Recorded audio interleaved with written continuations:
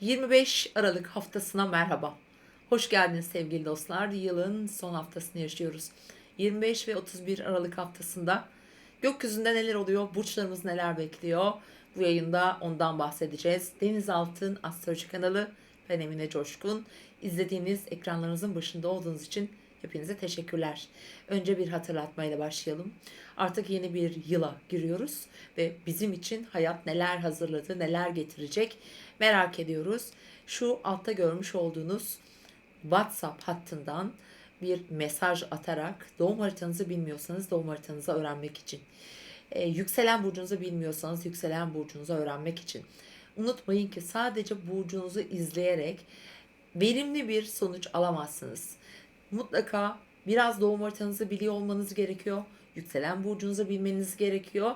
O yüzden de bunların hepsi için bir danışmanlık alabilirsiniz.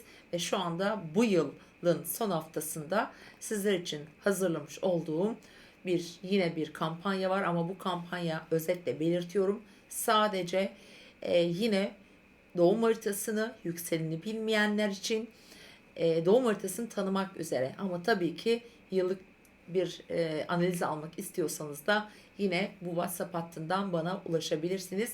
Kendinize bir yeni yıl hediyesi ya da sevdiklerinize bir yeni yıl hediyesi alabilirsiniz. Evet sevgili dostlar, bunları açıkladıktan sonra efendim, Dolunay haftasındayız. Yengeç burcunun 5 derecesinde bir dolunay yaşayacağız. Bununla ilgili yayınım şu an aslında kanalımda var. Geçen hafta hem dolunayı hem de tüm burçlara neler getireceğinden bahsetmiştik. Evet sevgili dostlar, bu haftanın aslında temel dinamikler arasında dolunay olduğu için ve dolunay esnasında çok da güzel görünümler olduğu için en önemlisi Jüpiter'den, Satürn'den destek alan bir dolunay. Diyeceksiniz ki Deniz Hanım, şu an gökyüzü güzel, dolunay güzel gibi görünüyor ama hiç de tatlı şeyler yaşamıyoruz. Evet, haklısınız. Mars Neptün arasındaki dik açı kesinleşti. Bu hafta sonuna doğru, ama daha çok bu hafta, yani 31 Aralık haftasının son günlerinde de aktif olacak. Bunu da hatırlatmak istiyorum. Bu kişiselden fazla toplumsal konularla ilgili olaylardır ve ülkemiz zorlu bir mücadele içinde. Şu anda kayıplarımız var. Askerlerimizi kaybettik. Orada mücadele eden kar, kış, fırtına demeden bizim için, topraklarımız için mücadele eden tüm askerlerimiz, şehit olan tüm askerlerimize de buradan gani gani rahmet diliyorum. Ailelerine Allah sabır versin, gönül rahatlığı versin. Bu dayanılacak gibi bir acı değil. O yüzden de bu Mars-Neptün karesinin Türkiye için ve özellikle Yay burcundaki biriken o gezegen yoğunluğu, tabii ki askeri hareketlilik, askeri ile ilgili konular gündemde olacaktır. Bu dolunay zaten tam Türkiye'nin yükselen burcu üzerinde gerçekleşiyor. Yengeç bizim yükselenimiz. Hatta derecesi bile diyelim ki aynı. Evet, bir zorlu koşullar içerisindeyiz. Diğer ülkelerle aramızdaki ilişkileri işaret eden bir zaman dilimi yaşıyoruz ki 2024'te aynen böyle olacak. Bu şekilde ilerleyeceğiz. O yüzden de bu haftanın öncelikle bu zorlu açısını hatırlatmak istedim. Burada tuzağa düşmek, yanılgılara uğramak, kumpasa düşürülmek tehlikeli bir açıdır arkadaşlar. Toplumsal olarak daha büyük etkilerini sadece Türkiye'de değil, dünyanın başka yerlerindeki ülkeler açısından da bu hafta duyabiliriz. Yani yılın son günleri, bu arada 31 Ocağı Ay Başak Burcu'ndayken gireceğiz. Başak ne demek? Biraz daha derleyip toplamak, bir araya getirmek, düzenlemek demek. Dolayısıyla da bu anlamda bir kargaşa da söz konusu olabilir. Yani Mars Neptün'ün bu dakika açısı haftanın sonunda daha da böyle belirgin olacak. Lütfen dikkatli etmemiz gerekiyor. Hem sağlığımıza hem diğer koşullarımıza, yanılma, aldatılma, kavga, dövüş gibi konularda da önemli ölçüde aslında burada bilgilendirmek istedim. Evet sevgili dostlar, Dolunay'ın etkileri güzel dedik ve anlattık. Biz hemen burçlarımızla başlayalım mı? Bu hafta sizi ne bekliyor? Koçlar. Hemen başlıyoruz efendim. Koçlar ve yükselen burcu koç olan dostlar, bu hafta hayatınızın tümünü ilgilendiren, uzun zamandır nihayete erememiş bir takım anlaşmalar yapacaksınız. Ve bunlar biraz daha yakın çevrenizde olan ilişkiler, oradaki kişilerle ilgili olacak. Belki bazı seyahatler yapabilirsiniz haftanın ilk 2 günü. Ayın ikizler burcunda olduğu, Mars Neptün karesinin de etkili olduğu aile içi figürler, aileden gelen konular, kardeşler olabilir. Onlarla yaptığınız, yıl boyunca aslında yaptığınız bazı istişareler, anlaşmalar, anlaşmazlıklar, belki zorlu bir süreç geçirdiniz. Özellikle yılın başından beri. Bu hafta bir sonuçlanma. Dolunay çünkü sizin için çok önemli bir etki veriyor.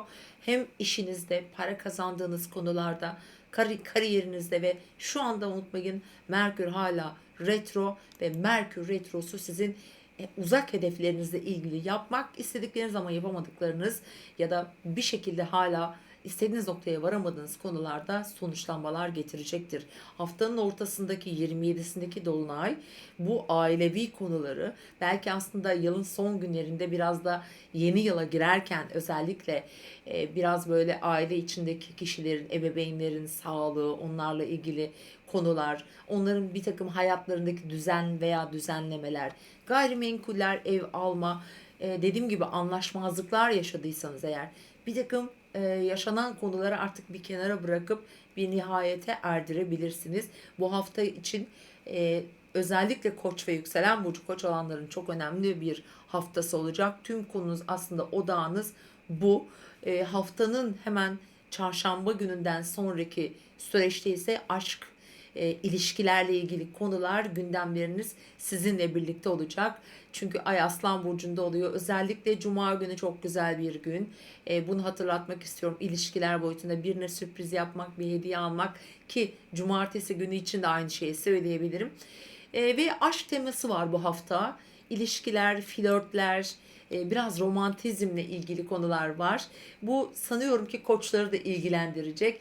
Çok önemli haberler duyacaksınız. Ağzınız açık kalabilir. Bu hafta hepimiz için benzer şeyleri söylüyorum. Biraz öncesi olan konularda bazı telefonlar alacaksınız. Özellikle haftanın ilk yarısı bunlar daha çok gündemde olacak. Ve hafta sonunda bu romantizmi aslında ilişkiler boyutunda belki de biraz yaratıcılığı da güçlendiren anlamda en çok yaşayabilecek burç olduğunuzu söyleyebilirim. Demin de hatırlattığım gibi yönetici gezegeniniz hala Mars Yay burcunda. Şu anda Merkür orada retro ve hafta sonunda Cuma gününden itibaren Venüs de Yay burcuna geçiyor. Ve bu anlamda da tüm odağınız uzak hedefleriniz, kariyeriniz, seyahatler gibi gündemler sizi bekliyor. Ama haftanın sonunda Mars Neptün karesi Cuma günü kesinleşiyor. Burada bazı karışıklıklar olabilir. Dikkatli de olmak gerekiyor. Evet, yılın son haftasında yeni yıla gireceğimiz gün Ay Başak Burcu'nda olacak. Dediğim gibi biraz derleme toplama, kıyıda köşede ne varsa onları bir ortaya çıkarma enerjisi var. Biraz da günlük hayat, sağlık gibi konularda gündeminizde olacak. Dediğim gibi biraz önce tüm aslında belki de akrabalarınızla da ilgili konular olma ihtimali var efendim. Ve yeni yılın, yani 2024 yılının size buradan mesajını vermek istiyorum sevgili Koç burçları. Yıl boyunca ilişkiler gündeminizde olacak. Bunlar tabii ki inişi çıkışta olacak ama ilişkileriniz, evlilik, ortaklık, gelecek hedefleri ve bir takım koçlar hayatına yeni yönler çizecek. Bazı koç burçları ise yeni yuvalar kuracak, belki evlenecekler, çocukları olacak. Hatta bazı koçlar çok büyük projelere imza atabilirler efendim. Burada önemli olan yılı, ayı planlayıp çok dengeli ve bilinçli hareketler, bilinçli adımlar atmak olduğunu söyleyebilirim. Mutlu haftalar diliyorum. Sevgili Boğa ve yükselen burcu Boğa olan dostlar, 25 Aralık haftasındayız ve yılı bitirirken sizin için ilişkiler gündeminiz söz konusu olacak efendim. Evet, Yengeç burcundaki dolunayın etkileri sizi seyahate götürebilir. Aile bireyleriyle görüşebilirsiniz. Bu haftanın önemli dinamikleri arasında aslında herkes birbirini eskiden görmediği, uzun zamandır ya da görmediği insanları görecek, seyahat edecek ve haftanın ilk 2 gününde özellikle parayla, finansla ilgili konular gündeminizde olurken siz bir karar verebilirsiniz.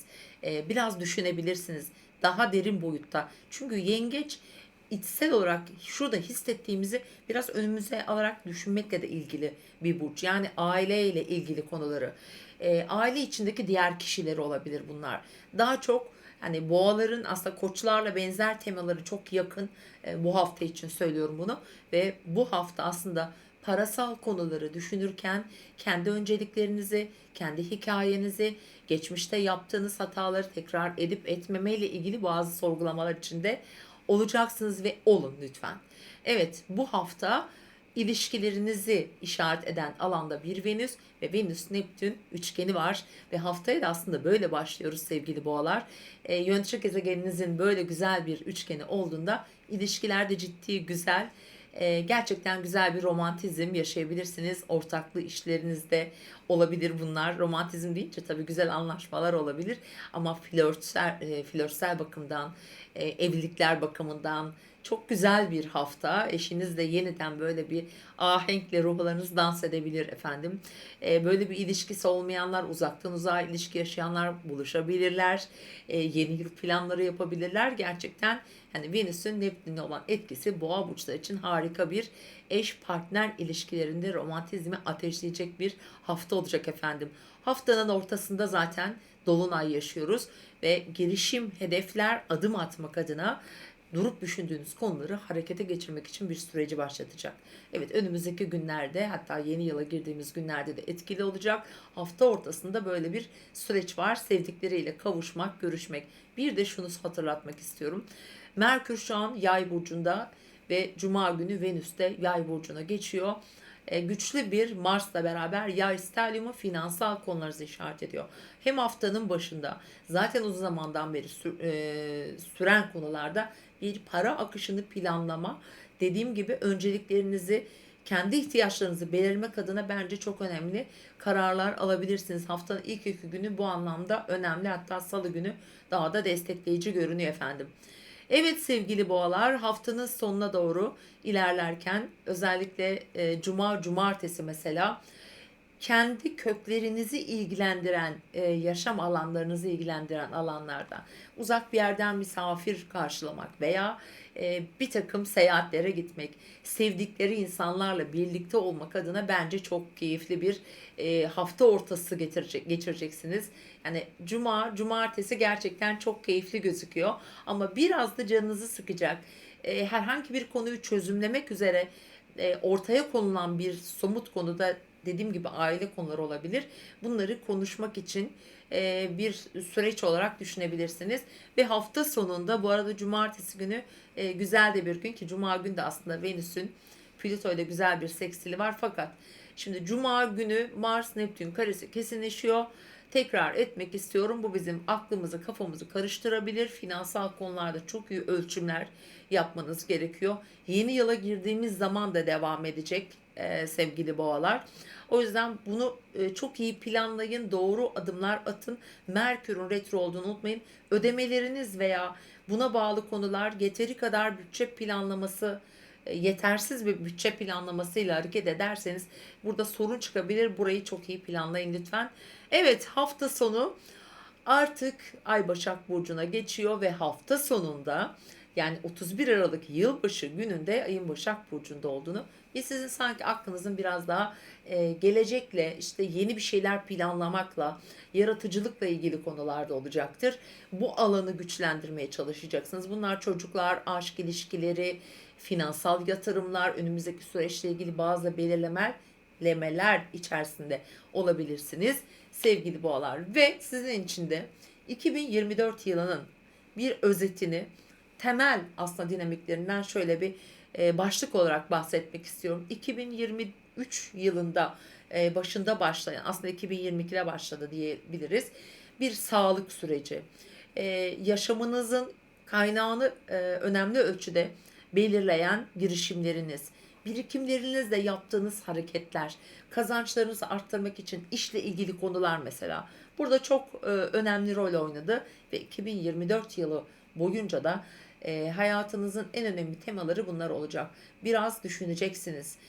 Uzun vadeli düşüneceksiniz. Biraz böyle derin araştırmalar içerisinde olacaksınız. Önümüzdeki yıla daha ne yapabilirim, nasıl verimli girebilirim diye. Bir de bazı mesela sağlık konularında bitişler, sonlanmalar, hayatının tümünü değiştirebilecek yeni alışkanlıklar belki edineceksiniz. Yani 2024'ün size mesajı çok iyi, fırsatlar gelecek ve sen bunlar için hazır ol ve bir şeyleri artık geride bırakmaya kararlı ol diyor sevgili boğa burçları. Evet, böyle bir özeti de verdikten sonra size de mutlu bir hafta diliyorum. İkizler ve yükselen burcu ikizler olan dostlar, 25 Aralık haftasında sizin için önemli bir haftaya giriş olacak bu hafta. Ay burcunuzda ve inanılmaz bir telefon trafiği, inanılmaz bir haber trafiği yaşayacaksınız. Kararsızlıkların ortadan kalkabileceği süreçlerde olabilir. Ama unutmayalım, Ay ikizler burcunda Mars'ın, Neptün'ün karesi de var ve yani ilişki eviniz full Yay burcundaki gezegenlerle dolu efendim. Merkür de Yay burcunda. Karşısından geçerken her şeyi bir ele alacak, oturacak, ilişkilerle ilgili artık bir karar vereceksiniz. Bu süren bir ilişkinin sona ermesi, bitmiş bir ilişkinin tekrar gündeme gelmesi, bitmiş bir ortaklığın yeniden gündeme gelmesi veya artık son noktaya gelmesi gibi bir karar olacak. Evet, pazartesi, salı günü böyle bir gündemimiz var efendim. İkizler Burcu, yönetici gezegeniniz Merkür, retro, unutmayın, alacağınız tüm kararlar sizin önümüzdeki günlerde önemli belirleyici faktörler olacak. Bunlar özellikle çok çok mühim, evlilik gibi, ortaklık gibi bir mühim bir konuysa hele, bence bu kararları ocağın ilk haftasına bırakın. Yani biraz arafta kaldı, biraz daha kalabilir. Bu boşuna değildir. Evet, önemli bir dolunay yaşıyoruz ve aslında haftanın tüm gündemi bir para konusu olacak sizin için. Gelirlerinizi ilgilendiren konuda bir süreç yaşıyor olabilir ve böyle bir aslında parayla ilgili de güzel bir gelişme yaşayabilirsiniz. Tüm aslında yıl boyunca maddi konularda yaşamış olduğunuz istikrarsızlık diyelim, çok zaman zaman güzel çıkışlar ama ani dipler de olduğu bazı ikizlerde yılın başındaki Mars retrosu gerçekten bu anlamda zorladı. Şimdi bir fırsat olabilir bu yıla girerken, 2024 yılı için de aslında bu bir yeni bir başlangıç evresi diyebiliriz efendim. Haftanın ortasında şimdi Venüs'ün çok güzel bir Neptün'le üçgeni var. Hani Venüs, Neptün, su üçgenleri, bunlar aslında parasal konularda sizi biraz rahatlatabilir. Böyle de bir güzel etkisi var. Hani ikizler burcu bir miktar paraya kavuşabilirler aslında bu hafta. Ve haftanın ortasında 27'sinde zaten bir dolunay var. Ve bu dolunayla işte bu anlamdaki konular artık harekete geçiyor. Cuma gününe kadar etkili bu arada. Ama Cuma günü Mars'ın Neptün'e olan karesi tabii ki sizi etkiliyor. Ve ilgilendiriyor. Tabii derece olarak doğum haritanız etki alıyorsa bu geçerliliğini koruyacağını söyleyebilirim. O yüzden hani Mars nerede, ilişkiler yönünde dediğim gibi biraz kararsızlıklar yaşıyorsanız eğer, burada yanılgılar olabilir, hataya düşürebilir sizi. O yüzden de dikkat edin diyorum. İkizler için çok çok da önemli efendim. Evet, gelelim önemli bir konuya. Cumartesi oldukça neşeli, hareketli, girişken, birçok telefon görüşmesi yapabileceğiniz, bazı haberler, hafta sonunu veya aslında Ocak ayını planlayacağınız girişimler planlayacaksınız. Böyle söyleyebiliriz.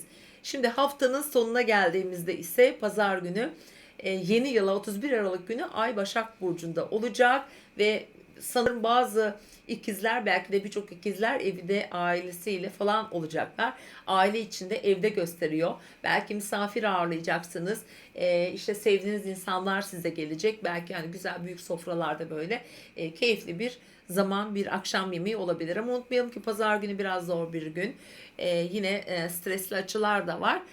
O yüzden bu hafta ne yaşarsanız yaşayın, hiçbir kapıyı tamamen kapatmayın. Ağzınızdan çıkacak her kelime çok önemli olabilir sevgili ikizler. Önümüzdeki günlerin büyüsünü bozabilir. Mesela 2024 için de bunu söylüyorum. Merkür'ün retro olduğunu unutmayın. Birazcık böyle içinizden konuşmayı deneyin. Gelelim sevgili ikizler, 2024 yılının size mesajı nedir? Şimdi 2024 yılı aslında 2023 yılı boyunca yaşamış olduğunuz bir sosyal ilişkiler diyelim. Toplumda bulunduğunuz yer, arkadaş çevreleriniz olabilir, sosyal statünüz olabilir. Topluluklarla yaptığınız girişimler, anlaşmalar veya belki çekimser kaldığınız alanlar. Şimdi buralar çok önemli şekilde ilerleyecek. İleri derecede aslında diyebilirim yeni çevrelere katılacaksınız. Sosyal çevrenizi genişleteceksiniz. Çok önemli iş anlaşmaları, önemli birliktelikler, bazı projeler hazırlayabilirsiniz. Bu anlamda çok güzel fırsatlar veriyor ki özellikle de yılın ikinci yarısından sonra bunu daha çok hissedeceksiniz. Bir yandan da şöyle bir şey var. Bazı ilişkiler, sosyal hayatın içindeki ilişkileriniz, aile bağları ya da çocuklar. Aslında bazı ikizlere çocuk sürprizleri gelebilir. Bebeği olmayanlara böyle bir müjde de verebiliriz. Ama bazı ikizlerin de çocuklar artık yuvadan uçabilir. Kendi ailelerini kurabilir. Eğitim için yurt dışına gidebilir gibi gündemleri olacak. En çok bu konular sizin gündeminizde olacak sevgili ikizler burçları. Umarım her şey istediğiniz gibi yolunda gider ve mutlu haftalar. Değerli yengeçler, yükselen burcu yengeç olanlar, evet 25 Aralık haftasına önemli bir etki alarak giriyorsunuz. Çünkü burcunuzda bir dolunay var. Dolunay sonuçlanmalar getirir. Dolunay önemli kararlar zamanlarıdır ve yılın bu son haftasında sizin için de böyle sürpriz hikayeler de gelebilir. İlişkilerle, işinizle, kariyerinizi ilgilendiren konular. Bazı yengeçlerin sağlıkla ilgili konuları gündemlerinde olabilir. Öncelikle onu hatırlatmak istiyorum. Lütfen sağlığınıza dikkat edin. Özellikle işte mide olabilir, kaslarınız olabilir, sporla ilgili bir takım yanlış hareketler sonucu yapılabilecek bazı sakarlıklara karşı da özellikle bu hafta sonu dahil olmak üzere daha temkinli olmanızı önceden söylemek istiyorum. Beslenme ile ilgili konular burada çok çok daha da önemli olabilir. Evet, Dolunay sizin için bir tamamlanma zamanı ve yeni yılın son haftasında aslında belki de önümüzdeki yılı da çok önemli şekilde etkileyecek efendim. Evet, çünkü 2024 yılı boyunca da tüm tutulmalardan etki alacaksınız. Bazılarından çok güzel etkiler alacaksınız. Genel olarak bu hafta yapacağınız eylemler, atacağınız her adım, vereceğiniz her karar sizin önümüzdeki sürecinizi etkileyecek. Evet, unutmayalım, bu haftada Yay burcunda Merkür retro çalışan yengeçler, işbirlikleri, çalıştığınız yer, iş arkadaşlarınız, onlarla ilgili konular ve biraz da böyle duymak istemediğiniz şeyleri duyabilirsiniz. Bazı sırları öğrenebilirsiniz. Önemli bomba gibi haberler duyabilirsiniz. Bu haftanın en önemli konuları böyle başlayacak sizin için efendim. Evet, haftanın ortasında 27'sindeki Dolunay zaten gündeminizi biraz daha böyle belirginleştiriyor. Ortaya çıkan konularla da dediğim gibi biraz şaşıracaksınız. Hatta bazı sorgulamalar, belki yakın bir arkadaşınız da olabilir bu. Eş de olabilir gerçi. Eşinizin ailesi varsa eğer, evli olanlar, onların ailesi, yakınları ile ilgili konular gündemde olabilir. Haftanın ortasında efendim, bilhassa Cuma günü, mesela Perşembe Cuma diyelim, parasal mevzuları konuşacaksınız. Kazançlarla ilgili konular ki Cuma günü daha belirgin gözüküyor. Burada gelir gider konuları, dengeleri söz konusu olacaktır. Ve diğer yandan haftaya aslında çok güzel bir su üçgeniyle başlıyoruz. Neptün'ün Venüs'le çok güzel bir üçgeni var ve yengeç burçlarını çok güzel etkiliyor. Romantizm haftasındasınız aynı zamanda. İlişkilerle ilgili konularda, aşk hayatı, partner ilişkileri, flörtler, bunları ilgilendiren bazı geçmişten gelen konular olabilir ama çok romantik bir hafta sonuna da hazırlanıyor olabilirsiniz. Sevdiklerinizle beraber böyle bir değişik bir atmosfer içerisinde aslında yeni yılı belki de karşılayacaksınız. Evet, ve diğer yandan Mars Neptün karesinin tabii ki sizin için de aynı şekilde geçerli. Biraz zorlu bir etki bu. Hafta sonunda da etkili olacak. Bu hafta zaten etkilerini alıyoruz. Bunu da hatırlatmak istiyorum efendim. Evet, hafta sonunda yani 31 Aralık günü ayın Başak Burcu'na geçtiği, yani yeni yıla Ay Başak Burcu'ndayken geçeceğiz ve siz çok sevdiğiniz insanlarla birlikte olabilir.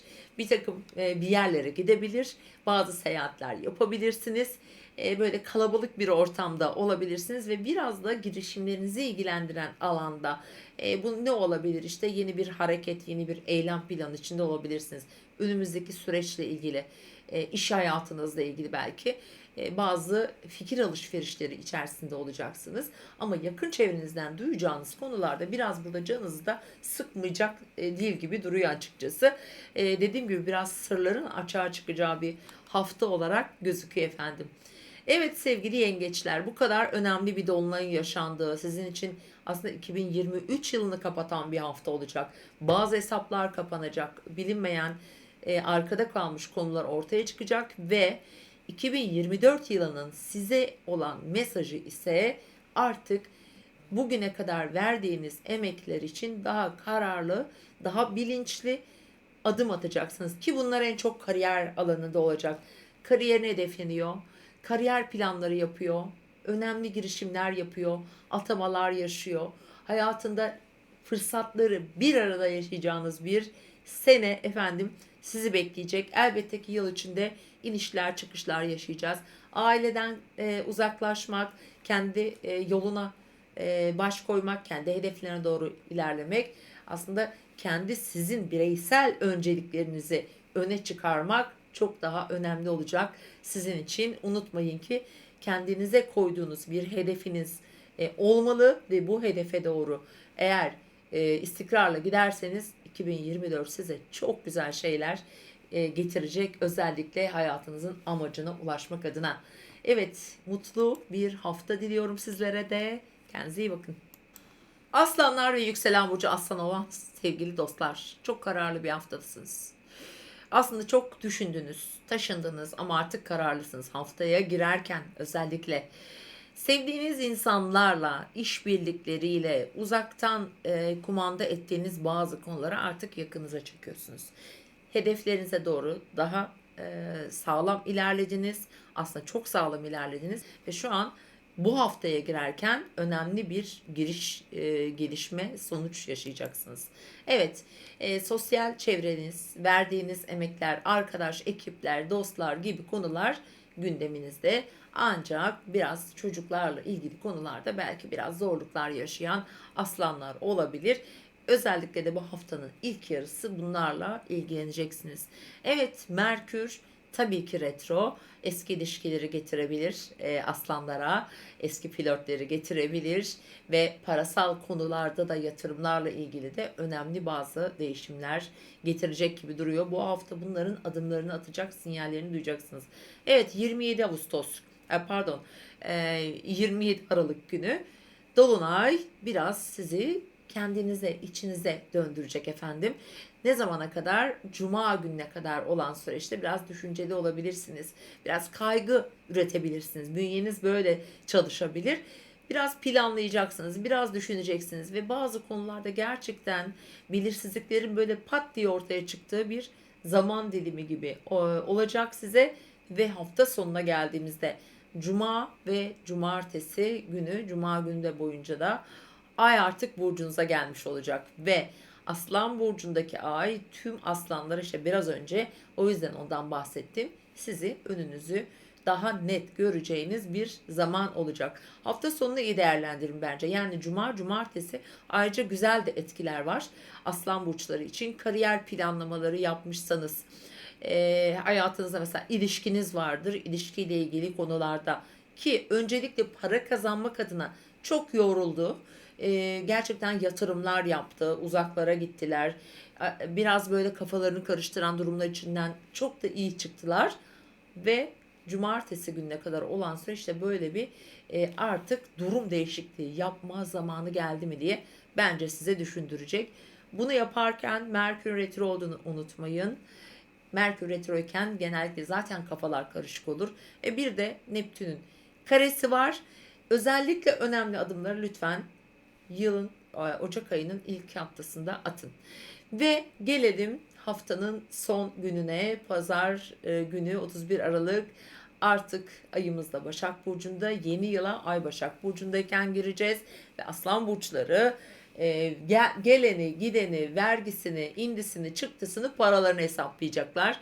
Bunlarla ilgili planları olacaktır birçok aslında Aslan Burcu'nun ve aynı zamanda burada yatırım yapmış, güzel kazanamamış veya bazı kayıplar yaşamış ilişkilerle ilgili konularda da bunlar bence gündemde olacak. Buralarda biraz düşüneceksiniz.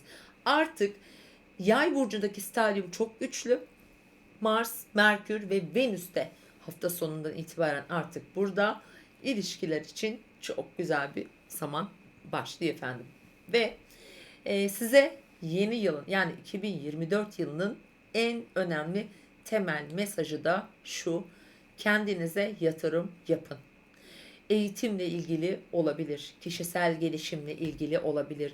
Uzak hedeflerinize kilitlenin lütfen. Seyahatler olabilir, ticari konular olabilir. Burada önünüzü açacak çok güzel fırsatlar verecek bu yıl size. Kendinizi geliştirmek, büyütmek için gerçekten önemli. Özellikle yılın ilk yarısı bu kariyerle ilgili olurken ikinci yarısında biraz daha girişimci olacaksınız ve yakın çevrenizde olan ilişkileriniz bazı sonlanmalarda biraz sakinlik, biraz arınma gibi, meditasyon gibi sanki düşünün. Şöyle bir ayıklama süreci gibi de düşünebilirsiniz. Size getirecek bunlar daha çok yakındaki akrabalarınız, oradaki anlaşmazlıklarla ilgili konular varsa işte bunlarla ilgili olma ihtimali yüksek duruyor. Tabii bunlar kesinlikle doğum haritanızın aldığı etkiyle ilgili efendim. Mutlu bir hafta olsun sizin için de. Merhaba Başak ve yükselen burcu Başak olan dostlar. 25 Aralık haftasına hayatınızın tümünü ilgilendiren konuları düşünerek giriyorsunuz. İkizler burcundaki ay, aile içindeki konularınızı, iş yaşamınızı, kararsızlıkların, belirsizliklerin ortadan nasıl kalkabileceğine dair fikir ve planlar üreteceksiniz. Haftanın ilk 2 günü özellikle Başakların tabii 2023 yılının başından beri gündemlerinde olan, aslında istedikleri noktaya bir nebze de olsa yaklaşan Başaklar olarak aslında bu hafta çok belirleyici olabilir mesela. Evet, haftanın en belirgin konusu zaten dolunayımız. Evet, 27'sinde bir yengeç dolunayımız var. Bu sizin sosyal çevrenizi, arkadaşlarınızı, onlarla ilişkilerinizi, aşk hayatınızı, ilişkiler, bunlar ilişki derken aile dinamiklerini de içine katıyoruz lütfen. Yaşadıkları yerle ilgili önemli sıkıntıları olan eğer bir başaksanız özellikle haftanın ilk 2 günü buralarla daha planlar geliştirebilirsiniz. Dolunayın getireceği etkilerle beraber ise mesela cumartesi günü biraz sessizleşmek, biraz düşünmek, biraz karamsar da olabilirsin. Biraz negatif enerjileri de ortaya çıkarabilirsiniz. Aslında bunu biraz zihninizin çok meşgul olduğu konular yüzünden biraz yanıltıcı durumlarda getirme ihtimali var. Mars'ın Neptün'le karesi bilhassa Cuma günü daha da etkili ama hafta başında da etkili olacak. Lütfen unutmayın. Attığınız adımlar, ağzınızdan çıkan cümleler, vereceğiniz kararlar önümüzdeki yılı bile etkileyebilir. Aman ha diyorum. Dikkat edelim. Bu hafta hepimiz dikkat edelim. Konuştuklarımıza yutkunmadan konuşmamak, ani kararlar vermemek, bilmediğimiz konular hakkında fikir yürütmemek çok önemli olabilir efendim. Evet, cumartesi günü de yine biraz daha içe dönük bir yapı, biraz daha iş, sağlık gibi konuları kavram meselesi haline getirmişseniz mesela. Evet, pazar günü sizin için önemli bir aydınlanma efendim. 31 Aralık. Ay Başak Burcu'na geçiyor ve yeni yıla ayın Başak Burcu'nda gireceğimizi hatırlatmak istiyorum. Ve Başaklar için önümüzdeki yılı da aslında önemli şekilde belki de önemli etkileyecek bir durum olabilir. Çünkü Merkür hala retro. Evet, ayın birinde bitiyor gibi düşünsek de beşinde bitecek. Bunu da unutmayın. Yeni yılda şöyle kendi ihtiyaçlarınızı, kendi önceliklerinizi, kendi birincil isteklerinizi, hedeflerinizi, niyetlerinizi, planlarınızı düşünüp planlayarak belki de girebilirsiniz. Unutmayalım, bu haftanın özellikle ilişkiler bakımından bir takım Başak burçlarına önemli gelişmeler getirebilir. Neptün'ün önemli bir etkisi var. Çok güzel bir Venüs'le üçgeni var. Bu biraz hepimiz için romantizmdir. Aslında ilahi de bir açıdır. Fikir ve düşüncelerde inanılmaz vizyoner katkılar sunabilir bize ve size de öyle çalışacak gibi duruyor. Kız kardeşinizle olabilir. Belki diğer kadın figürlerle böyle bir anlaşmazlık varsa çözümleyebilirsiniz.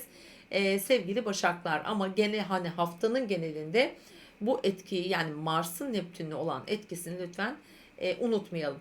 Ve size 2024 yılının mesajı şudur: para, para, para. Sevgili Başaklar, 2022'den beri, yani 2022 yılında başladı çünkü bu etki.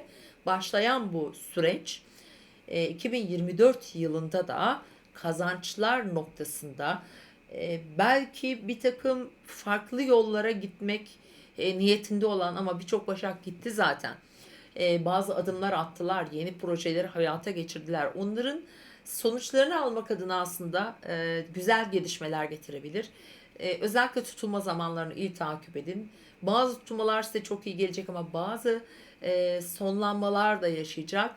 Özellikle gerçekten hani Başak burçları tümden, aslında hayatın tümünden belli bir noktaya getirip yeni bir serüvene başlayacaklar. Nerede? Parasal konularda, finans konularında, seyahatler bakımından değişimler sizi bekliyor gibi duruyor.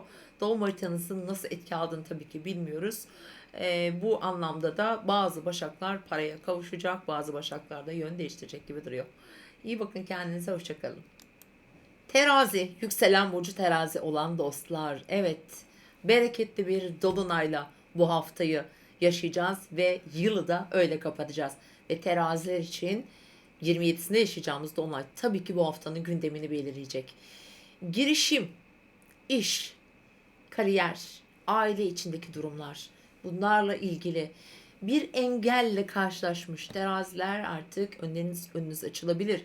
Bilhassa bu dolunay kariyer evinizde doğuyor ve bazı neticeler getirecek. Belki içinizde kendinizle hesaplaşmalarınız var. Adım atmakta zorlanır olabilirsiniz. Ya da belki belirsizlikler var. İş hayatınızda anlaşmalar olabilir. Bu kendi işiniz olabilir. Ya da ne yapıp ne yapmak arasında kararsız kalan teraziler dolunay bu alanınızı belirliyor efendim. Yılın son haftasında böyle bir belirleyici dolunay tabii ki 2024 yılına da aslında bir bakış atmıyor değil. Ve bu hafta Merkür retro olduğu için bunu bilhassa söylemek istiyorum. Bir yeni adım atacak bir girişimde, bir hamlede bulunacak bir terazi için biraz daha düşünme fırsatı veriyor gökyüzü. Bu da demek oluyor ki Ocak ayından itibaren aslında yolunuzu açacak gelişmeler sizinle birlikte olacak. Evet, haftaya belki seyahatteyken başlayacaksınız bu haftaya. Bir gelişme yaşadınız, bir yere gittiniz, belki gideceksiniz ya da bir seyahat planı yapacaksınız ya da yapanlar dönecek gibi. Böyle de düşünebiliriz. Biraz gelişimle ilgili, eğitimle ilgili okullar, ticari konular, belki biraz da hukuki süreçler gibi konular gündeminizde olurken yakın çevreniz ve aile etrafında olan kişilerin de aslında gündemine düşecek bazı konuşmalar olacak efendim. Çok haber alıyorsunuz, çok telefon görüşmesi yapacaksınız. Yeni planlarınızı aslında bu haftaya göre değil de sanki de 2024 yılına göre yapacaksınız gibi duruyor. Evet, ve hafta ortasında 27'sinde böyle bir dolunay gerçekleşiyor. Eğer doğum haritanızı biliyorsanız bilmiyor da olabilirsiniz ama etki de almıyor olabilirsiniz. Hani burada etkilenip etkilenmemesi sizin doğum haritanızla ilgili böyle bir gelişme terazi burçlarını bekliyor.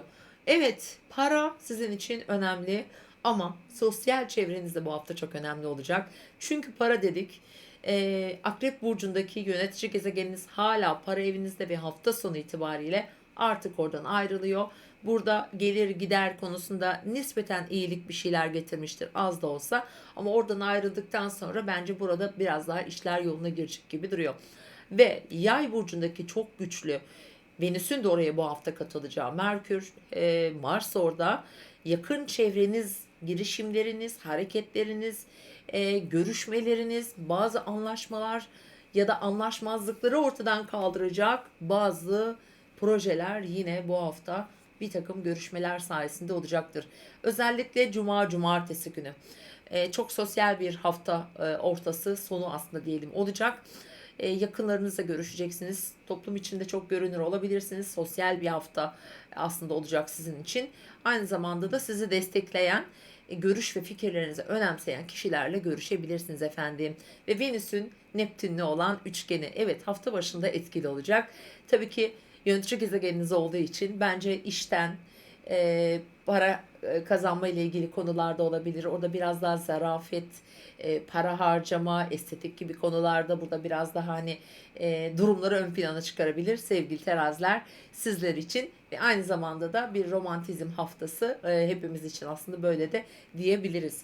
Evet, haftanın genelinde tabii ki unutmamamız gereken özellikle işte hem Merkür'ün Neptün'le karesi var bu hafta, aynı zamanda da Mars'ın Neptün'le karesi var.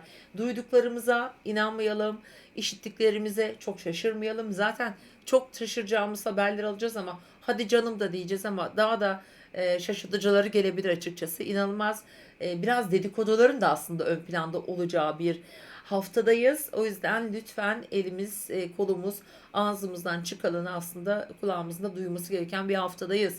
Evet, genel olarak böyle hızlı hızlı anlatıyorum. Çünkü şöyle söyleyeyim, hani haftayı özetlerken 2024'de de böyle bir bakış atmak istiyorum. Sizin için de mesela yeni yılın size mesajı nedir? Hemen önce yeni yıla gireceğimiz günden bahsedeyim.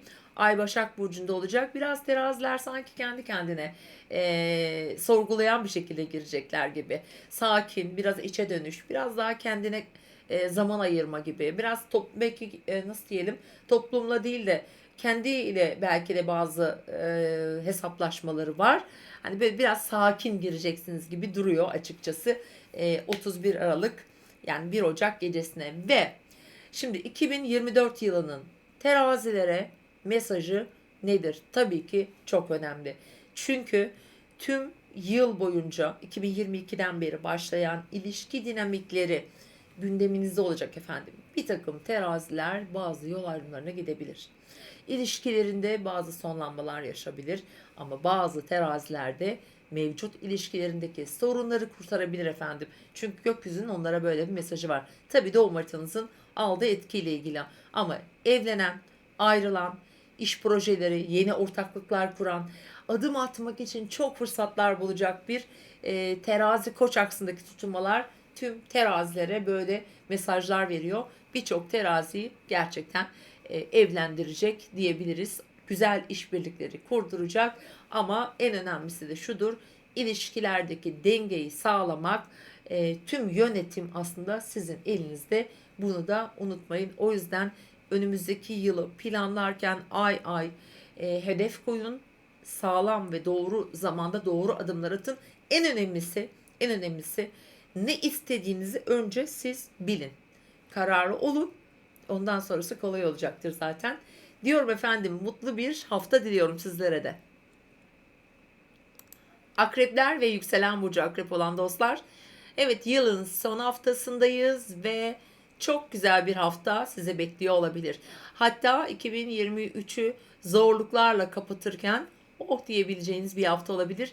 Yengeç dolunayı size çok iyi gelecek. Bereketli bir, çünkü dolunay aynı zamanda. Ve bu haftaya başlarken Neptün'ün Venüs'te çok güzel bir üçgeni var. Siz de bir su elementi olduğunuz için akreplere bence çok iyi gelecek bir su üçgeni bu. Hemen mesela flörtler anlamında bunu söyleyebiliriz.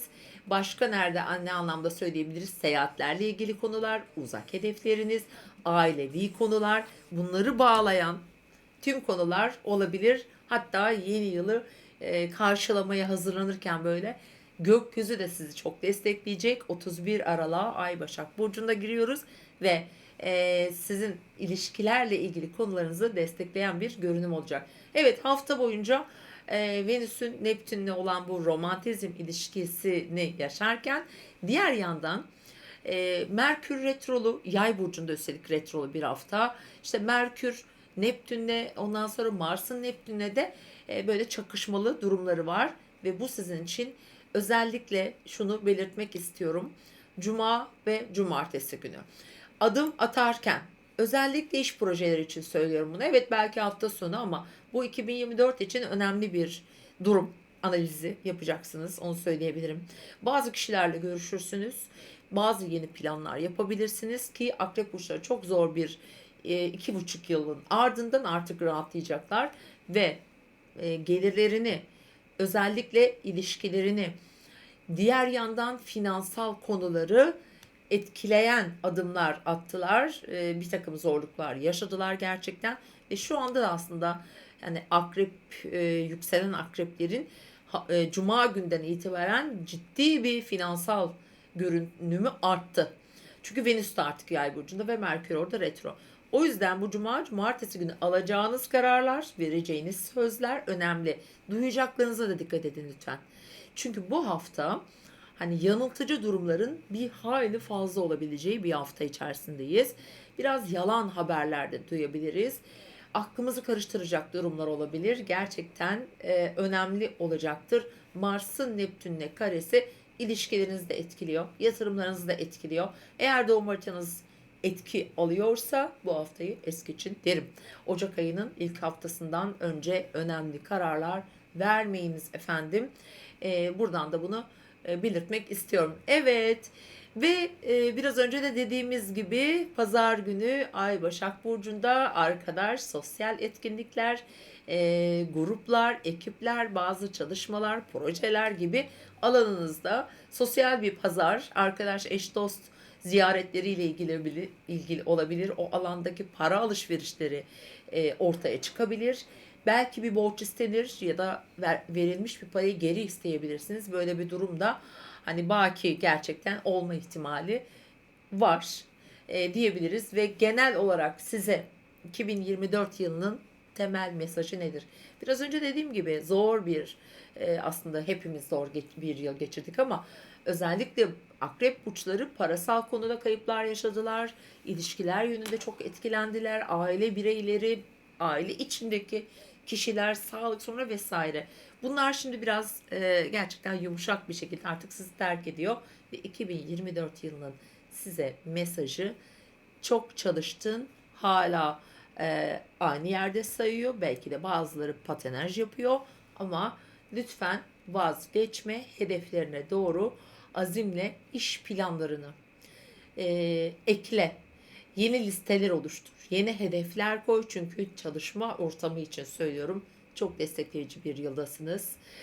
Çok güzel yeni ekipler, projelere hazır olun. Ve diğer yandan sağlık sorunu yaşayan ya da aile içinde bu gibi durumlara maruz kalmış bir akrepseniz buralarda da güzel gelişmeler, sonuçlanmalar olacaktır. Bir temizlik, bir arınma olduğunu söyleyebilirim. Diyelim anne babanızda sağlık sorunu vardı. Bunlar artık geçmişte kalabilir. Güzel bir çare bulunabilir diyebiliriz. Evcil hayvanlar mesela edinebilirsiniz ki edin lütfen. Bu sene hiçbir akrep burcunun evi bence kedisiz, köpeksiz ya da sevdikleri diğer evcil hayvanlarsız kalmasın. İnanılmaz iyi gelecek size. Şimdiden söylüyorum sevgili akrepler. Evet, mutlu bir hafta diliyorum size de. Görüşmek üzere. Yay ve yükselen burcu yay olan dostlar. Evet, yılın son haftasında yine yılın kahramanı, hatta haftanın kahramanı sizsiniz. Çünkü bu hafta yay burcunda biriken gezegen yerleşimleri hafta sonu 29'unda Venüs'te burcunuza geçiyor. Sizin için en güçlü aslında olduğunuz hafta olacağını söyleyebilirim. Bilhassa hafta sonu. Evet, Mars, Merkür burcunuza retro ilerliyor. Venüs oraya geçiyor. Demek ki bütün aslında gücü elinizde bulundurarak sizin yaşamınızda yön belirlemeye çalıştığınız alanlarda bence güçlü bir silahınız var. Sevgili yay burçları. Ve bir dolunay haftasındayız. Bu gücü nasıl kullanacaksınız? Öncelikle haftanın ilk 2 günü ilişkilerinizde kullanacaksınız efendim. Evet, ortak ilişki, iş ilişkisi, bazıları evliliklerle ilgili konularda bence bazı kararlar verebilir. Ancak şunu unutmayın. Her duyduğunuza inanmayın. Bazı dedikodular çıkabilir. Bunlara itibar etmeyin. Ya da gerçekten zorlayıcı bazı şeyleri konuşmak zorunda ya da istemediğimiz şeyleri konuşmak zorunda kalabilir. Ona dikkat edin. Kullandığımız her sözcük bizim için 2024 yılını önemli şekilde etkileyebilir. Çünkü bu hafta Merkür'ün de Mars'ın da Neptün'le zorlu açıları var. Merkür de retro olduğuna göre biz ne yapıyoruz? Çok çok dikkat ediyoruz. Yanılma payının yüksek olduğu bir enerji altındayız bütün hafta boyunca. O yüzden temkinli olalım efendim. Evet, haftaya ilişkilerinizle ilgili konularla başlıyorsunuz. Haftanın ilk 2 günü ve 27'sinde bir yengeç dolunayı doğuyor. Bereket dolunayı. Evet, bereketlendirir gerçekten. Çünkü para alanınızda, çünkü finansal konularda doğum haritanız tabii etki alıyorsa, beklediğiniz bir para, miras veya başka bir haber, bir emeklilik, vergiler, sigortalar, bankalar, bunlar çok çok önemli olacak sevgili yaylar sizin için. O yüzden diyorum ki lütfen adımlarınızı dikkatli atın. Evet, diğer yandan bu haftanın önemli etkilerinden bir tanesi de bir Venüs-Neptün üçgenimizle başlayacağız haftaya. Dolayısıyla haftanın ilk yarısı aslında gerçekten güçlü. Biraz böyle arka plan enerjileri, gizli aşklar, gizli konular. Buna ne derler mesela, platonik ilişki ya da duygusal birine karşı gösterdiğiniz bir şey olabilir belki size karşı. Böyle durumları da duyabilirsiniz. Haberiniz olsun efendim. Evet, önemli bir durum ise hemen cuma ve cumartesi sizin için birazcık böyle durup düşünüp hedef değiştirme. Acaba ben başka bir yöne mi gitsem? Başka bir ülkeye mi gitsem? Başka bir şekilde hayatımı sürdürecek yeni projeler gelebilir. Aklınıza böyle planlar yapabilirsiniz. Açıkçası Mars'ın da desteklediği bir süreç olacağı için cumartesi böyle şeyleri de düşüneceksiniz. Bunlar eğitim de içinde olacak. Şimdi hafta sonu çok önemli. Ayın 31'i, yılın son günü. Ay Başak Burcu'nda olacak ve sevgili yaylar, değişken grupların güçlü olduğu bir haftada olduğumuz için pazar günü de sizin kararsızlıklar gününüz olabilir. Bunlar iş, hayata durduğunuz yer, seçimleriniz, öncelikle kendi değerleriniz. Bunlarla ilgili bence bazı kararlar veriyorsunuz ki burada bir de şunu var. Unutmayın. Özellikle pazar günü böyle bir ilişki trafiğini yönetirken bu ortaklı işler için kesinlikle geçerli bakın. Özellikle ortaklı iş yürüten kişiler, yay burçları para ile ilgili konuları planlıyor. Bazı alışverişler gündeminize geliyor gibi. Evet, böyle yılı kapatacağız ama 2024 yılında önemli ölçüde belirleyecek bir haftadayız ve dolayısıyla da bu yılın, yani 2024 yılının yay burçlarına mesajı çok iyi. Gerçekten çok iyi sevgili yaylar. Çünkü yıl boyunca, yani bu bitirdiğimiz yıl boyunca, aslında 2022'de başladı. Çocuk mu bekliyorsunuz? Çocuk mu istiyorsunuz? Hayatınızda böyle bir eksiklik var mı? İşte bunun müjdesini verecek, öncelikle onu söyleyelim. Para planlamalarında zorluklar mı çekiyorsunuz? Bir türlü nasıl diyelim, istikrarlıdır. Yaylar para harcayıp o kontrolü aslında sağlarlar hayatlarında ama yıl genelinde bence yatırımlarını, özellikle gayrimenkullerle ilgili olma ihtimali de var. Buraları da önemli ölçüde etkileyecek. İlişki bekleyen yaylar bol bol ilişkide yaşayabilir. Özellikle genç belki yaysınız. Flörtler anlamında çok fazla alternatifin olacağı çok şanslı bir yıldasınız aynı zamanda. Aşk hayatı için de çok güzel. Çocuklar için, onların başarıları için harikadır. Çok yaratıcı bir yıldasınız. Unutmayın, çok verimli bir yıldasınız ki 2025'e de taşınacak bu. Verimlilik sonuç olarak tutulmaların verdiği bu gelişmeler hayatınızda bir sonlanma yaşatacak. Yaşamınızda bir şeyi bitirecek. Yıl boyu içi olan konulardan bahsediyorum ve sizi yeni bir vizyona doğru gönderecek. Yani gerçekten hayatınızın önemli nokta atışı gelişmelerini yaşayacaksınız. Zaten göreceksiniz. Evet, ve biraz sosyal çevre, biraz eskiden takıldığınız yerler, geçmişte olan bağlarınızda biraz soyutlanıyorsunuz. Bırakıyorsunuz. Orada bazı kapıları kapatıyorsunuz artık. Oradan böyle bir sakinleşiyorsunuz. Tabii doğum haritanızı biraz önce dedim ama yine söylüyorum, bilmiyoruz. Ben genel haritaya göre konuşuyorum. Bu yılın en şanslılarından biri aslında sizsiniz. Evet, sizsiniz çünkü Jüpiter de İkizler Burcu'nda ilerleyecek yılın ikinci yarısından sonra. Evet efendim, detayları tekrar konuşacağız ve iyi bir hafta diliyorum. Hoşçakalın.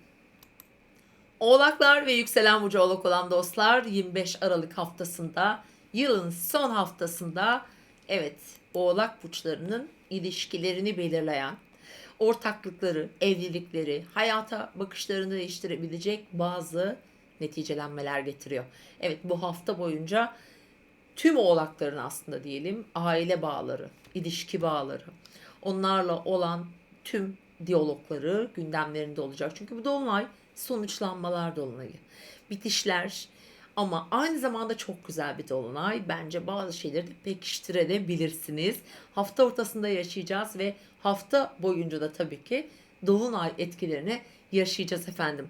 Evet sevgili oğlaklar, yıl biterken sizin için böyle bir önemli bir konuyla bitiyor ve haftaya başlangıcımızda ise sizin böyle yoğun bir gündeminiz olacak. Çok yoğun, hızlı. İş çalışanlar için çok haber döneceği, çok fazla iletişim, bilgi, teknoloji ile ilgili konularda ciddi bir trafik olacak. Merkür Retro, bazı sırlar ortaya çıkacak, bazı konular gerçekten kulağınızı tırmalayacak laflar da duyabilir. Konuşabiliriz bu arada. Bu hafta lütfen çok dikkat edelim. Her konuştuğumuza çok önemli olabilir. Merkür'ün retrosunun son günleri, Mars Neptün, Merkür Neptün karesi var. Dolayısıyla da bizi zor durumlarda bırakabilir. Hatta gireceğimiz yeni yılda bile başlangıç olarak motivasyonumuzu aşağı çekebilir. O yüzden lütfen konuştuklarımıza, hatta duyduklarımıza çok itibar etmeyelim, ama düşmanlıklara karşı da lütfen gözünüz arkada olsun. Evet, böyle bir süreçle başlıyoruz ve hafta ortasında 27'sinde dolunayımız gerçekleşiyor ve sizin için biraz önce dediğim gibi ilişkiler, orada kararlar, belki de teklifler, belki evlenme teklifleri vesaire gibi konular da olma ihtimali tabii ki de var. Ve Cuma ve Cumartesi günü artık Yay burcuna geçen Venüs'le beraber biraz arka plan enerjiler çoğalıyor hayatınızda tabii ki. Venüs de Yay burcuna geçiyor. Gerçekten güçlüsünüz ama kendi gücünüzü kendiniz biliyorsunuz. Bu gücü de fark ederseniz eğer tüm kontrolü sağlayabilirsiniz. Güzel günlere doğru gidiyoruz. Merak etmeyin. Yani Oğlak burçları için söylüyorum ve Cumartesi günü de sizin için mesela biraz nasıl diyelim, zorlayıcı bir enerji, sanki üzerinizde bir baskı varmış gibi hissedebilirsiniz. Bir takım, özellikle Cuma günü ödemeler günü olabilir. Oğlak burçları için banka vesaire işleriniz olabilir. O yüzden Merkür'de retro, tabii ki bunları halledin. Hani haftanın son gününde ve bunları hallederken de lütfen Merkür'ün retro olduğunu, bir hatanın olabilme potansiyelini unutmayın. Evet, Cumartesi günü güzel bir gün ve geldik yılın son gününe. 31 Aralık günü artık Ay Başak Burcu'nda ve yılı bu şekilde kapatıyoruz. Oğlaklar için, yani toprak elementinde bir gökyüzü, aslında yıla çok disiplinli, tertipli, derleyen, toparlayan bir enerjiyle gireceğiz.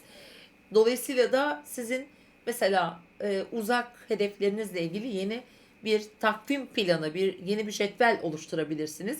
Böyle bir enerji var çünkü. Yeni hedefler belirleyebilirsiniz. Biraz sorgulayıcı bir alanda ve yeniden yapılandıran bir alanda.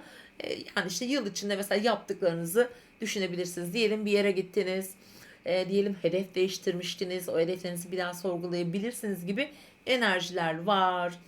Evet sevgili Oğlak burçları, şimdi yılı Merkür retrosuyla kapatıyoruz ve 2024 yılının size asıl temel mesajı nedir? Değişiyorsunuz. Tüm hayatınızı değiştirebilirsiniz. Yaşadığınız yeri, evinizi yenileyebilir, değiştirebilir, taşınabilir.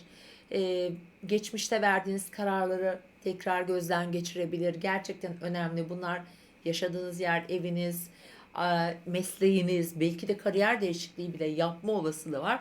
Gerçekten oğlaklar için çok önemli, çok belirleyici bir 2024 yılı geliyor. Ama bu süreç aslında 2022'de başladı sevgili oğlaklar. Şimdi bu 2024'te daha ayakları yere sağlam basan bir zemine oturtacak.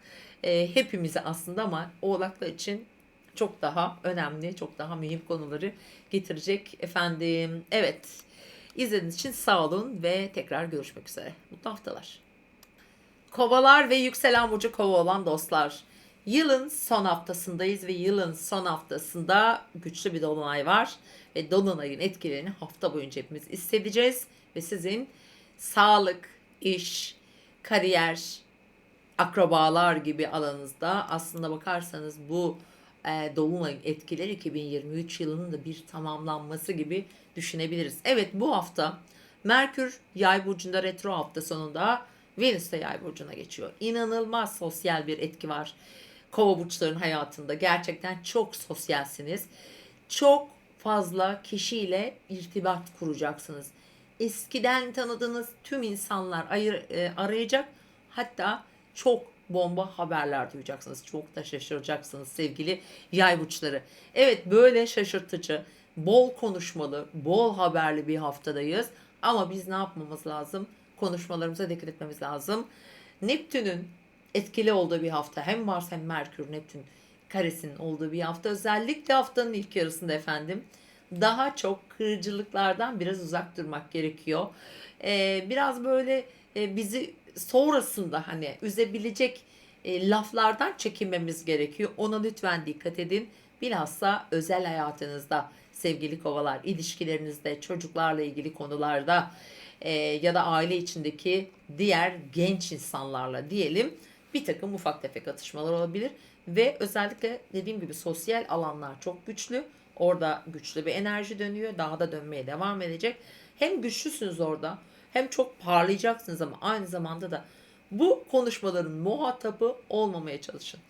Evet efendim haftanın ilk yarısı böyle ilişkilerle ilgili gündemler oluyor ve hafta ortasında 27'sindeki dolunay iş hayatını, günlük hayatını, özellikle sağlığınıza dikkat edin.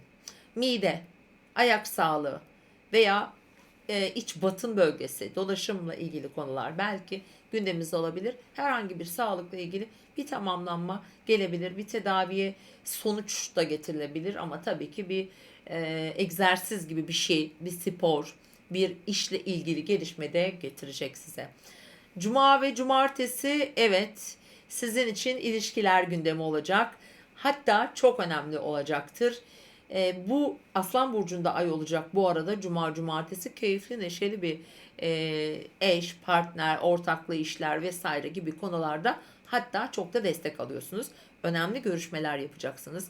Bir takım sırlar ortaya çıkacak. Bakın bu hafta sırlar haftası aynı zamanda. O yüzden de dedikodulara da maruz kalabiliriz. Onu da bunu unutmayın daha doğrusu. Şimdi haftanın son günü Ay Başak Burcu'nda 31 Aralık yeni yıla Ay Başak Burcu'nda giriyoruz. Kova burçları 2023 yılı boyunca ticari konular da özellikle tabii ki bu aslında 2021'den beri süren aslında konular ticaret, eş partner ilişkileri, iş hayatı, bazılarının aile hayatı oldu bu arada. Hakikaten sıkıntılı oldu. Bazıları çok derin araştırmalara gittiler bazı konularda ki o süreç şu anda da devam ediyor. Yıl içinde yaptığımız bazı araştırmaların sonuçlarını alacağız.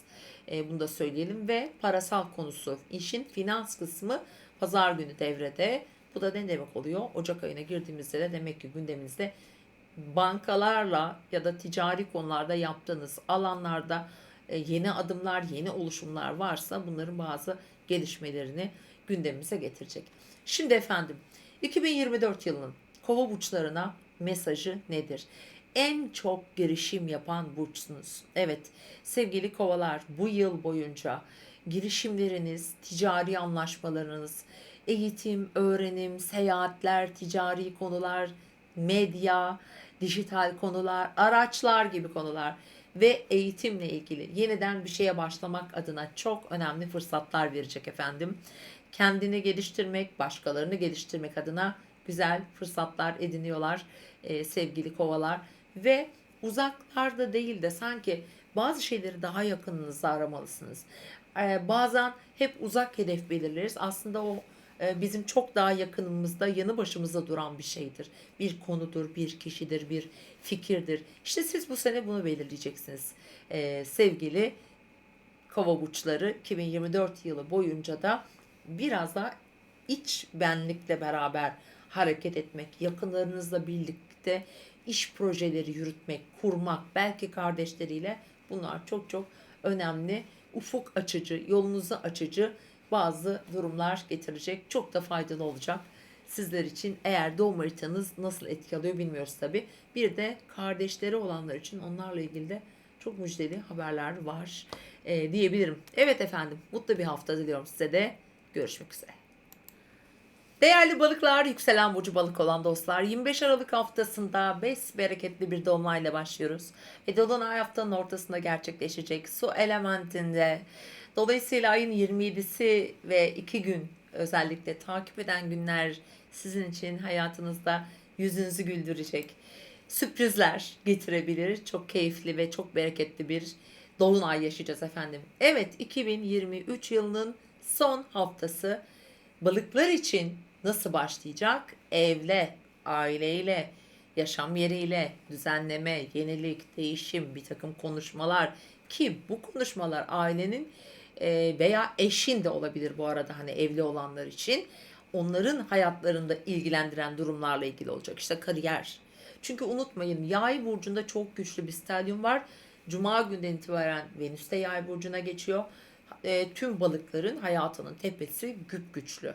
Tüm kontrol elinizde olabilir ama çalışanlar dikkat etsin. Özellikle haftanın ilk yarısı işten ayrılma, iş değiştirme, talepler, duyumlar, karar vermeleri için uygun değil. Neden değil? Çünkü bu hafta Neptün'ün, Merkür'ün, Mars'ın aralarındaki kare açılar aktif, bir de Merkür retrosu tam tepe noktanızda. Yanıltıcı enerjiler olabilir.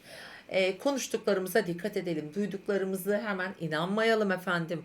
Hemen böyle yelkenleri suya indirmeyelim. Sağlam duralım ve işin aslı nedir? Acaba ne olacaktır? Acaba bu olduysa bir sebebi var mıdır acaba gibi biraz arkasını düşünelim. O yüzden buna hepimiz için dikkat, sizin için bilhassa diyorum. Ve kariyer, iş hedefleri, hayatınızı tüm ilgilendiren alanlarda biraz mücadeleli bir süreç geçiriyorsunuz. O yüzden de bu hafta çok belirleyici olabilir. Özellikle 2024 yılına girdiğimiz bu hafta 2024 için de aslında bazı mesajlar verecek. Evet, buna dikkat ettikten sonra evet, bu ailevi konuları konuşuyoruz ve 27'sindeki Dolunay hayatımızı güzelleştiriyor, iyileştiriyor. Nispeten de enerjimizi körüyor, kalkıyor, kendimizi daha zinde de hissedebiliriz. Çocukları, ailesi veya aşk hayatı ile ilgili gelişmeler bekleyebilirler. Balık burçları dolunayın daha ayrıntılı videosu bu arada kanalımda var, izleyebilirsiniz. Evet, hafta sonu yani cuma, cumartesi balıklar için keyifli ama çok hareketli olacak. Neden? İşte ne bileyim, evinde, işinde çok düzenleme yapabilirler. Oldukça yoğun spor yapabilirler. Fiziksel enerjisi de yüksek bir cuma cumartesi günü olacak. İşte temizliktir, biraz böyle hayatı tekrar düzenlemek gibi olabilir. Bunlar evli olan veya partneri olan balıklar için, belki onların hayatları için geçerli olacaktır. Bunu tekrar hatırlatmak istiyorum. Ünlü biriyle diyelim ki evlisiniz veya ünlü birisiyle bir işte birliktelik yaşıyorsunuz. Onun hayatında çok yoğun bir gündem olur ve siz de ona uymak durumunda kalabilirsiniz gibi mesela düşünebilirsiniz. Evcil hayvanlar vesaire, onlar da gündemlerinde olma ihtimali var. Birazcık böyle sinir sistemini de zorlayabilecek 1-2 gün. Şimdi hafta sonu 31 Aralık, evet, Ay Başak Burcu'nda bir yeni yıla giriş yapacağız. Ve balıklar için önemli çünkü tam karşıt burcunuzda bir ay geçiyor. Oldukça duygular hassas, çok ikilemli, çok sorgulayıcı olabilirsiniz. Aman ha, ilişkilerde bunu özellikle yılbaşında, yani yılın son günlerinde yapmayın. Çünkü Merkür retro ve önümüzdeki belki güzel kapıları da kapatabilecek potansiyeller doğurabilir. O yüzden dikkat edelim lütfen tüm ilişkilerimize diyorum sevgili balıklar, özellikle pazar günü için. Şimdi peki 2024 yılının sevgili balıklara ve yükselen balıklara mesajı ne? Ana konusunu söyleyeceğim. Para. Evet, bazı burçlara para çünkü. Finansal konular, gelirler, oradaki yeni açılımlar, yeni kararlar, kendi donanımıyla, kendi birikimleriyle, yetenekleriyle kendini ortaya koyabilecek fırsatlar getirecek.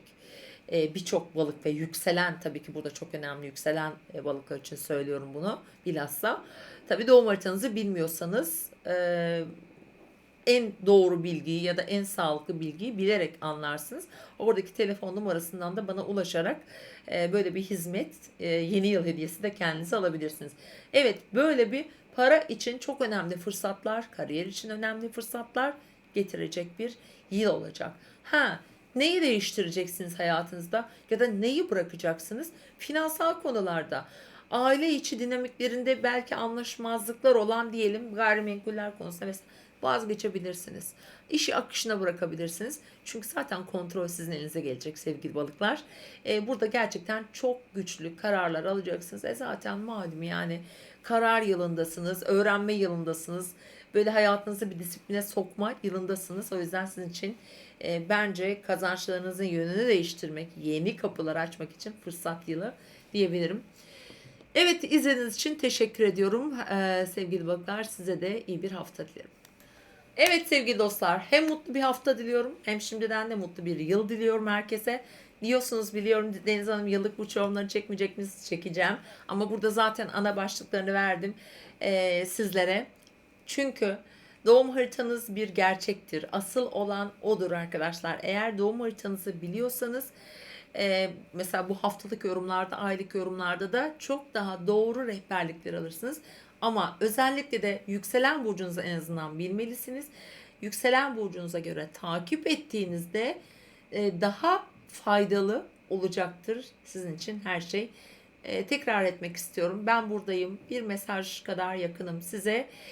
İstediğiniz zaman ya da doğum haritası ya da bir danışmanlık için WhatsApp'a bir mesaj atarak kendinize böyle bir hediye satın alabilirsiniz efendim. Hoşça kalın. Tekrar görüşmek üzere.